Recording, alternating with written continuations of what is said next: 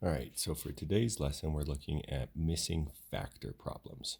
So let's just start with an example that we've dealt with before. So missing factor problems. Remember, factor means multiplication. So that might be a problem like 3m equals 21. So we are missing a factor. We are missing part of a multiplication problem. Now, when we solve a missing factor problem, we always want to divide. We're going to divide the answer to a missing factor problem by the known factor, and that will give us our mystery number. So to solve this problem, we take 21 divided by 3. 3 goes into 21 7 times, so our mystery number is 7. Nice thing about missing factor problems is you can always plug in your missing factor back into the original problem, and it should make this a true statement. So we plug it back in, 3 times 7. If that equals 21, we know the solution is correct. If that doesn't equal our original answer, we know we did something wrong and we've got to fix it. So, missing factor problems, we always divide. Today we're going to look at a little bit more complex missing factor problems in which the missing factor deals with either a decimal or a mixed number. So, same idea. We're going to divide our answer by the known factor. However, if we're dealing with a decimal or mixed number, we've got to be careful with how we divide. So let's say we've got the problem 2.5 times a mystery number n equals 5. So in this case, we're going to divide our answer 5 by our known factor 2.5. Now, to solve this problem, anytime you see a mixed number, I want you to go ahead and change it to an improper fraction.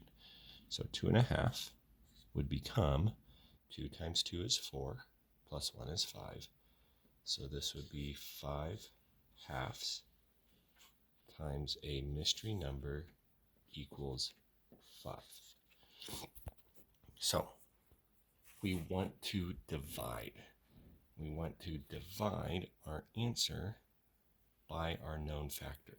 So this is going to turn into 5 divided by 5 halves. So here we are now dividing by a fraction, but remember, we don't like dividing by fractions. So what we need to remember is our 3 words: keep, change, flip. So keep the first number, so let's put it as 5 over 1. Change the division to multiplication, and then flip our second number. So 5 halves is going to become 2 over 5. Now, that it's multiplication, remember there's a major shortcut. We can cross cancel. We can actually cross cancel both these 5s. 5 divided by 5 is 1. 5 divided by 5 is 1. So now we have 1 over 1 times 2 over 1 equals 2. So we're saying that our mystery number is 2. So remember, you're dividing the known answer by the known factor. So this is important. It's 5 divided by 5 halves, not 5 halves divided by 5. So the order matters. You're always dividing your answer by the known factor. So let's plug back in our answer of 2 into the problem and see if this checks out. So 5 over 2 times 2 over 1 should give us an answer of 5. If it does, we know that 2 is the correct solution. So again, here we can cross cancel. 2 becomes 1, 2 becomes 1, 5 times 1 is 5, 1 times 1 is just 1, so our answer is 5. So we know that our solution of n equals 2 is correct. So with a mixed number, turn your mixed number into an improper fraction and then divide. But instead of dividing by a fraction, we multiply by the reciprocal. So there's a mixed number example. All right, now let's look at an example when our missing factor deals with a decimal.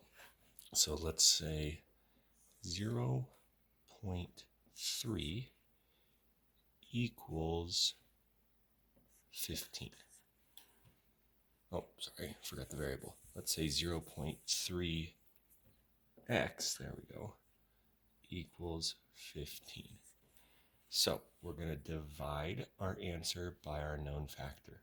So this is going to turn into 15 divided by 0.3.